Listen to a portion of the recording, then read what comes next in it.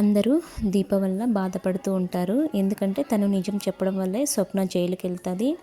దాని కారణంగానే అవార్డు అన్నీ వాపస్ తీసుకునేస్తారు. అందుకోసం దీప నా వల్ల అందరూ బాధపడుతున్నారు, వీళ్ళు నాకు మేలు చేస్తే నా వల్ల వీళ్ళకు బాధపడేలా చేశాను అని చెప్పేసి ఇంట్లో నుంచి వెళ్ళిపోతుంది. మధ్యలో దారిలో కార్తీక్ అయితే ఎదురుపడి మాట్లాడుతూ ఉంటాడు. ఇంతలో దీప అత్తయ్య కూడా దీపను కలుస్తుంది. దీపకైతే వాళ్ళ అత్తయ్య నిజం చెప్తుంది, జరిగింది ఎవరు కార్తీక్ వాళ్ళ ఇంట్లో ఎందుకు ఉంటాండేది అంతా నిజం చెప్తుంది. తర్వాత అయితే కార్తీక్ ఇంటికి తీసుకెళ్తాడు.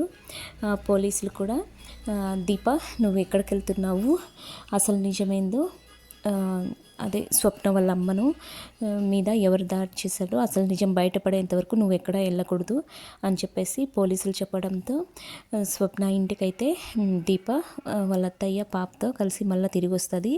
నువ్వు ఇంట్లో నుంచి ఎందుకు వెళ్ళావు, ఎవరు పొమ్మన్నారు అని చెప్పేసి స్వప్న వాళ్ళమ్మ దమాయించి అడుగుతూ ఉంటుంది.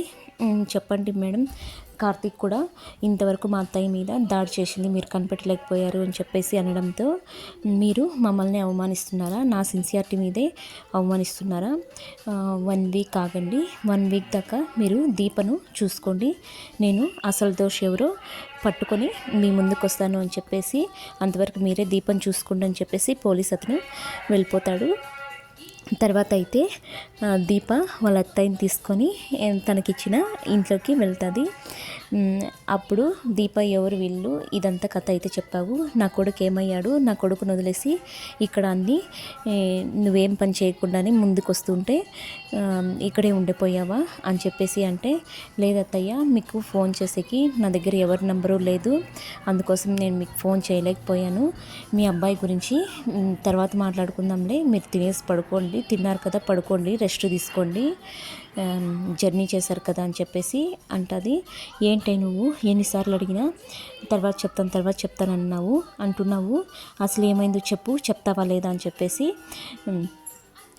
గదురుకుంటుంది. తర్వాత వచ్చేసి దీప చెప్తుంది, మీకు కొడుకైతే ఉన్నాడేమో కానీ నాకు నా భర్త అయితే ఉన్నా లేనిట్టే అత్తయ్య అని చెప్పేసి అంటే, ఏమన్నాడే అసలు, నిన్ను కొట్టాడా తిట్టాడా, ఏమన్నాడు చెప్పు, అప్పులు కట్టనన్నాడా అంటే, అదేం కాదత్తయ్య, అప్పులు కడతాడన్న ఆశ కూడా నాకు లేదు, తను వేరే పెళ్ళి చేసుకున్నాడు అంటే వాడు ఇంత అన్యాయం చేశాడా నీకు, పద వాని కథ తేలుద్దాము అని చెప్పేసి అంటూ ఉంటే, సుమిత్ర గారు మిమ్మల్ని కూడా అడుగుతారు నా గతం గురించి, మీరు కూడా ఏమీ చెప్పొద్దండి అత్తయ్య అని చెప్పేసరికి సుమిత్ర అయితే వాళ్ళ పాపను తీసుకొని దీప పాపను తీసుకొని అక్కడికి వస్తుంది. పాప నిద్రపోతూ ఉంటే తర్వాత వచ్చేసి మరుసటి రోజు ఉదయం దీప వాళ్ళ అత్తయ్య తన భర్త ఉన్న ఇంటికి తీసుకొని వెళ్తుంది. దీపం చూసి తన భర్త, ఎంత ధైర్యం ఉంటే తిరిగి మళ్ళీ నా ఇంటికి వస్తావు, నీకు ఎంత ధైర్యం ఉంది అని చెప్పేసి కట్టి తీసుకొని వస్తూ ఉంటాడు. ఇంతలో వాళ్ళ అమ్మని చూసి, ఓ నీ ధైర్యం మీద మా అమ్మని తీసుకొని వచ్చావు అని చెప్పేసి పారిపోతాడు, ఇంట్లోకి పారిపోతాడు. వాళ్ళమ్మకి చిక్కితే పట్టుకొని కొడుతుంది అని చెప్పేసి వాళ్ళమ్మ అదే కట్టి తీసుకొని ఇంట్లోకి వెళ్ళి కొట్టబోతుంది. అమ్మ ఆగమ్మ అని చెప్పేసి తన కాళ్ళు అయితే పట్టుకుంటాడు. ఇదే అండి మన లేటెస్ట్ ప్రోమో, ఈరోజుటి ఎపిసోడ్లో మన లేటెస్ట్ ప్రోమో అయితే ఇదే అండి. మీకు కనుక నా వీడియోస్ కనుక నచ్చితే ప్లీజ్ సబ్స్క్రైబ్ చేసుకోండి, అలాగే లైక్ చేసుకోండి, ప్లీజ్ సపోర్ట్ చేయండి. Thank you for watching my videos.